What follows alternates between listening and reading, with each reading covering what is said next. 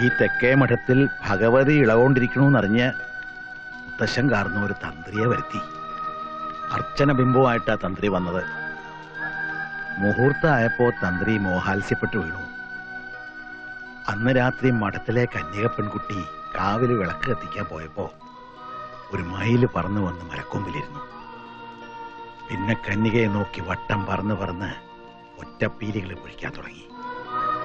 കാവ് മുഴുവൻ പീലികൾ കൊണ്ട് നിറഞ്ഞപ്പോ മഠത്തിലെ ആൾക്കാർ കാണുന്നത് അന്തരീക്ഷം നിറയെ പറന്നു നടക്കുന്ന പീലിത്തുമ്പുകൾക്കിടയിലൂടെ കന്യകയെ കൈപിടിച്ച് നടക്കുന്ന ഒരു തേജസ്സുറ്റ പയ്യൻ നമ്പൂതിരിയെയാണ്.